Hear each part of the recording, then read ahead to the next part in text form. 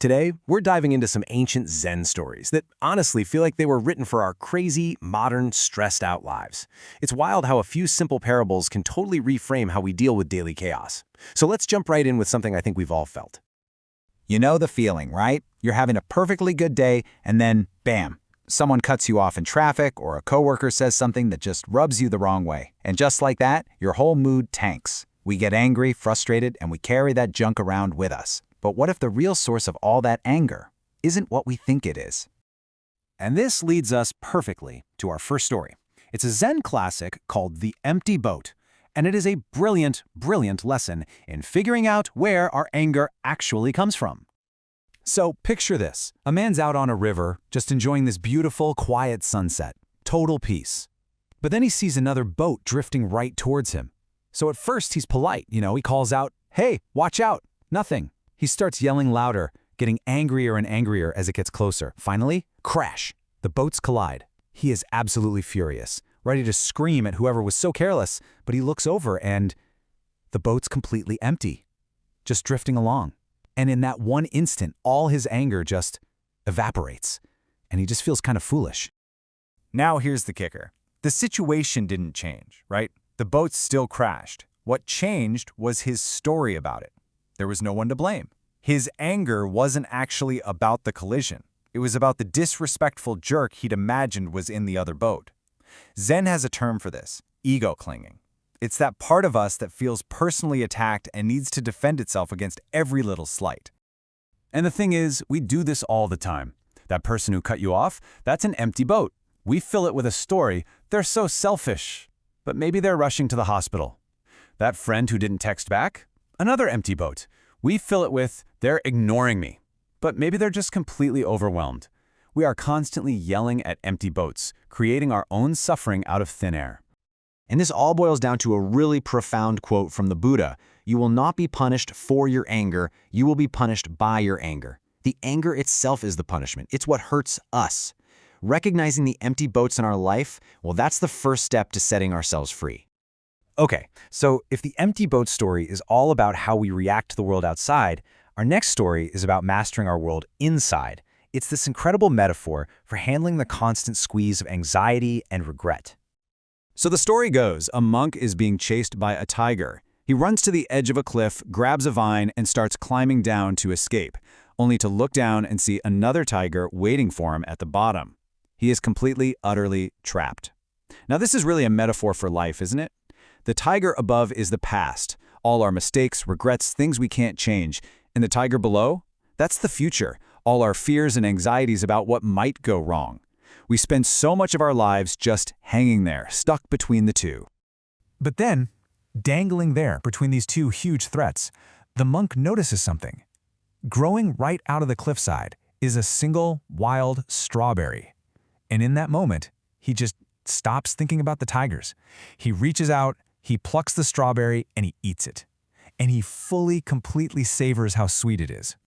And that's the whole lesson. See, peace isn't about waiting for the tigers to go away. They might never go away.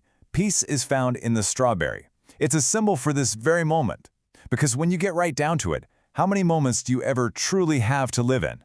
Just one. This one, right now. You know, the Zen master Thich Nhat Hanh said it perfectly. The present moment is filled with joy and happiness. If you are attentive, you will see it. The joy is always there, right alongside the tigers. We just have to be willing to pay attention, to reach out and taste the strawberry. Okay, so our final story kind of pulls these first two ideas together into this big, beautiful wisdom about how we label everything in our lives as either good or bad. This is the story of a farmer, and it teaches us the incredible freedom in just saying, maybe. So, it goes like this. A farmer's only horse runs away. All his neighbors come over and say, "Oh, what terrible luck." The farmer just shrugs and says, "Maybe." A week later, the horse comes back, and it brings a whole herd of wild horses with it. The neighbors are ecstatic. "What amazing good luck." The farmer? "Maybe." Then, his son tries to tame one of the horses, falls, and breaks his leg. "Oh, such bad luck," they all say. You guessed it, maybe. A few weeks later, the army comes through the village, drafting every able-bodied young man for a terrible war. But the son, with his broken leg, is spared. "You are so lucky." And the farmer just says, "Maybe." Now, the farmer's maybe, it's not that he doesn't care. It's a state of deep wisdom called equanimity. It's this balanced viewpoint that understands we almost never see the whole picture.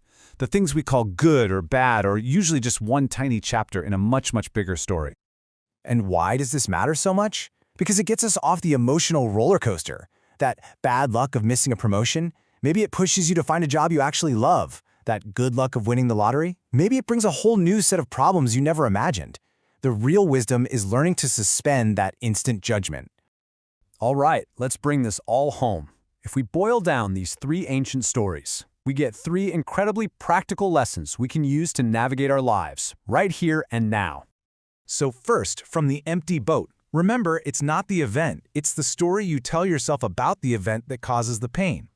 Second, from the strawberry, stop waiting for all your problems to be solved to find peace.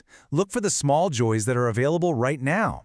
And third, the farmer's maybe, let go of the need to label everything good or bad. Just stay open and see how the story unfolds. And that really brings us to the end, because the wisdom here isn't just in knowing these stories, it's in living them.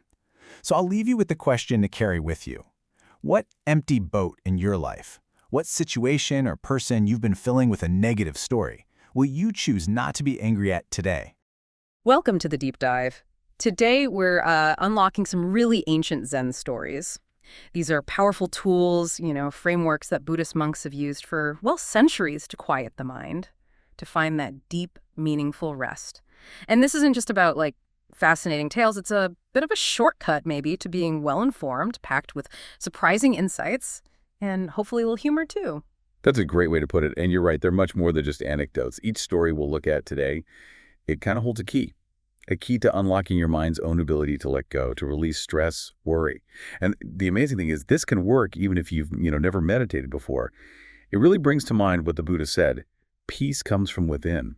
Do not seek it without. Exactly. So our mission today, let's unpack these nuggets of wisdom, these tales. You've got empty boats, wise monks, unexpected insights, all aimed at helping you quiet those racing thoughts, dissolve tension, and figure out what that profound quote really means for your life right now. So maybe make yourself comfortable, let your body feel heavy. Let's start this journey that's been waiting for you.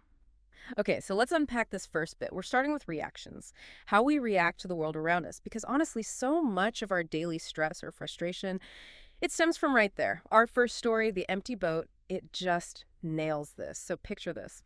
A man is rowing peacefully on a river, really calm, but then, another boat is heading straight for him. He shouts, watch out, nothing. He shouts again, getting angrier, and boom, they collide. Now, here's where it gets really interesting. He's furious, ready to yell at whoever's in that boat, but he looks closer, and the boat's empty, just drifting. No one's steering it. And just like that snaps fingers, his anger, it just vanishes. Poof. The collision still happened, but his understanding of it completely shifted. It's fascinating, isn't it, how our anger often flares up, not because of the event itself, but because of the invisible story. We instantly write about the intentions behind it. Zen talks about this ego clinging. It's that automatic, almost primal urge to take things personally, to feel like we're being targeted, even if it's just, log floating downstream or an empty boat. It's our own internal storyteller, really, not the outside event that's often the real source of the fury. The Buddha had a really sharp insight on this. He said, you will not be punished for your anger. You will be punished by your anger. I mean, the anger itself is the punishment. It's self-inflicted. That's cute. Wow, that hits home. I mean, I'm definitely guilty of filling those empty boats during my commute. Probably yell in a few empty cars, metaphorically speaking. But it makes you think, doesn't it? How many times, just today maybe, have you encountered situations where your mind just filled that empty vessel with assumptions, assuming malice? The driver who cuts you off, maybe they're rushing to the hospital. A coworker who doesn't say hi, maybe they're just lost in thought. If our anger is like a gift someone offers us, can we just choose not to accept it? Yeah, you absolutely can. And that choice, that ability to decline the gift, leads us beautifully into the next story.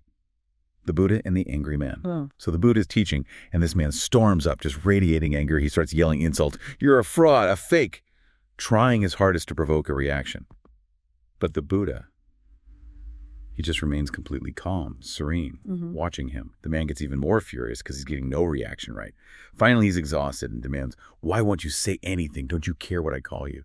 And the Buddha just looks at him very gently and asks, if someone offers you a gift and you decline to accept it, to whom does the gift belong? Ah. And the man, he's caught, right. He has to admit, well, the gift still belongs to the giver. That's a brilliant way to reframe it. But let's be real. It takes incredible discipline, doesn't it, to not take that gift of anger, especially when it feels personal. Is it ever okay to, push back?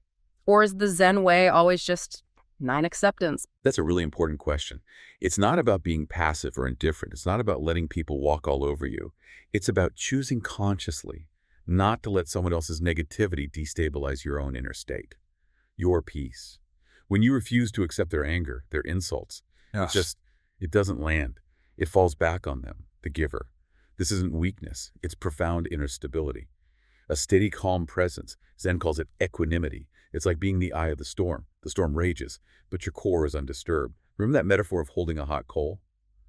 Trying to throw it at someone who gets burned first. You do. Holding on to anger, accepting it only hurts yourself. So this non-acceptance, it's true strength. It's power, but it's a quiet, balanced power, not aggression. Okay, that makes sense. So maybe take a second now and think about a recent time you felt criticized, maybe judged.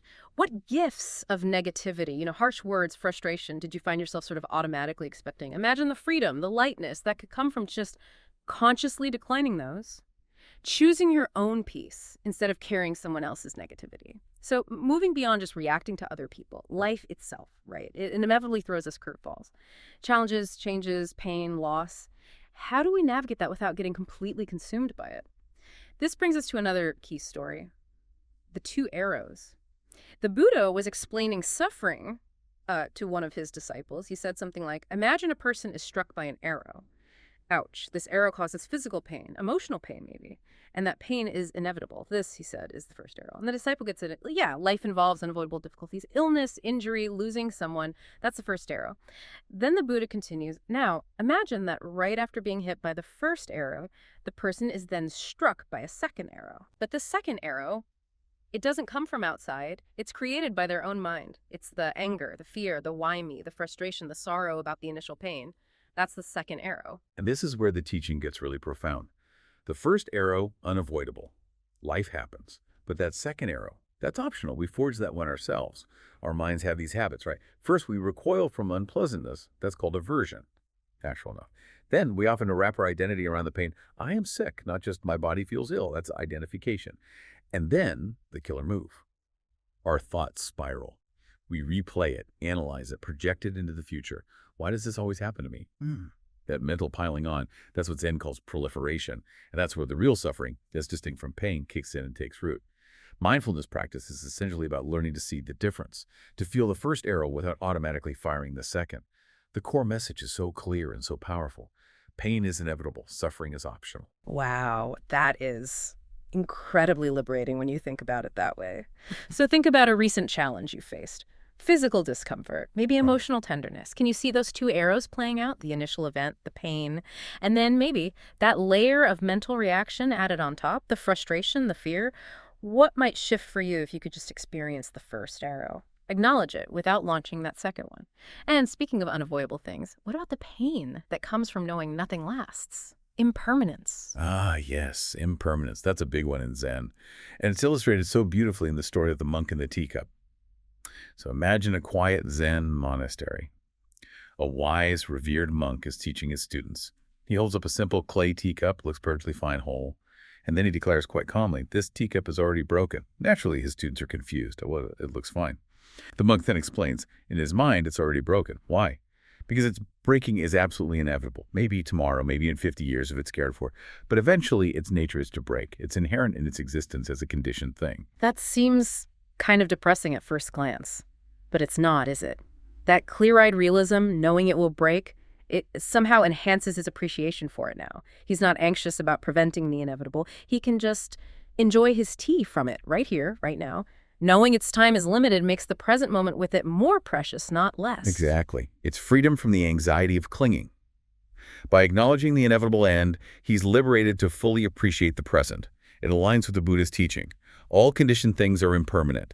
When one sees this with insight, one becomes disenchanted with suffering. Disenchanted meaning freed from the illusion that things should last forever. Okay, so let's bring that home. What teacups are there in your life right now? Possessions, sure, but maybe relationships, your job, your own health or youth. Things you might be clinging to, anxious about them eventually breaking or ending.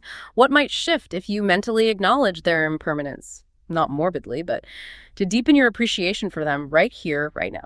Ultimately, to quiet the mind, to find that deep rest we started talking about, it seems we need to bring our awareness back to the only moment we actually have, which is this one, and let go of what we don't need anymore. Our next story, The Monk and the Tiger, is unforgettable on this point. Picture a monk walking peacefully on a mountain path, enjoying the moment. Suddenly, a terrifying roar. He sees a tiger charging straight at him. He sprints, desperate, reaches a cliff edge, grabs onto a vine hanging down, scrambles down. He escaped. Then he looks down. And oh no, there's another tiger pacing on the ledge below him. He's trapped. Tiger clinging to a vine. Seems hopeless. But here's where it gets really zen. As he's hanging there, suspended between these two deadly threats, something catches his eye.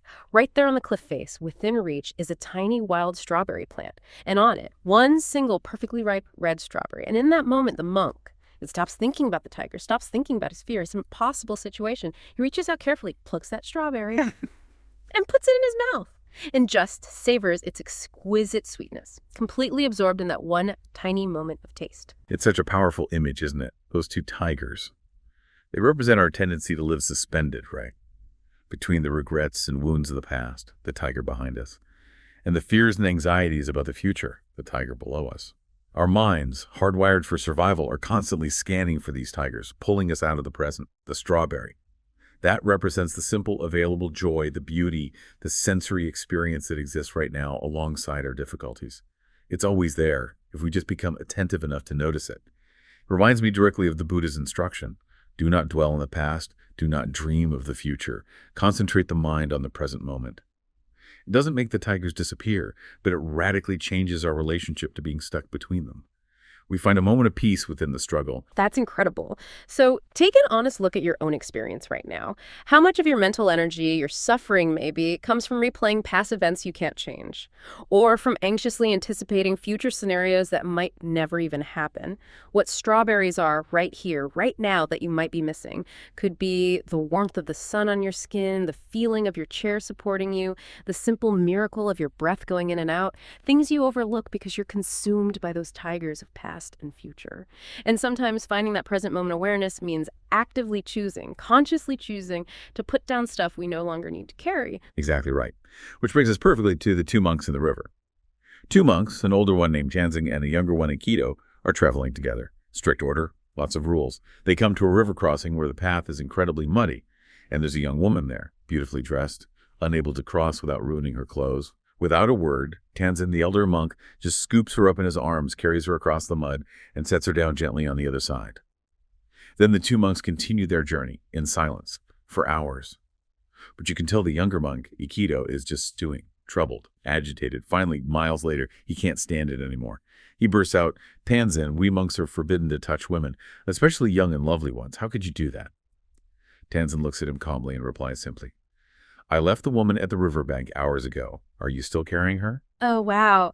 Mic drop moment from Tanzan, Aikido. He was carrying the idea of the event, the judgment, the rule breaking for hours, creating his own suffering. Well, Tanzan just acted out of compassion in the moment and then let it go completely. It sounds so simple, just let it go. But we know it's incredibly difficult in practice, right? Especially when we feel strongly about something like Aikido did about the vow. What's the key to developing that kind of mental agility, that ability to put things down? It really comes down to understanding that the actual event is finished. It's in the past. Any suffering that continues now is self-created. It comes from our attachment to the memory, to our judgments about it, to the rules, that mental proliferation again. We keep the story alive in our heads. Tanzin's action was rooted in the present moment's need compassion. Once that moment passed, his mental engagement with it also passed. He let it go. Aikido's suffering wasn't caused by Tanzin carrying the woman. It was caused by Aikido carrying the thought of Tanzin carrying the woman. It connects back to that seemingly paradoxical teaching. Let go of the past, let go of the future, let go of the present. It doesn't mean ignore reality, but release your mental grip on concepts, expectations, even fixed ideas about how things should be, including your ideas about time. Okay, so maybe reflect again. What burdens are you still carrying around in your mind right now? An argument from last week, a mistake you made at work, a worry about something tomorrow. Things where the actual event is long over, but you're still, like Aikido, mentally carrying them. Can you imagine the lightness, the mental space that comes from gently setting them down, even just for a little while? And to really embrace this present moment, to truly let go, it seems we need a certain kind of mindset, open, receptive. Which brings us beautifully to our last story for today, the empty cup. So a university professor goes to visit a wise old Zen master. This professor is like full of knowledge about Zen. He's read all the books, knows all the theories. As the Zen master quietly prepares tea, the professor just goes on and on, expounding his deep understanding, quoting scriptures, analyzing different schools of thought, blah, blah, blah. The master starts pouring tea into the professor.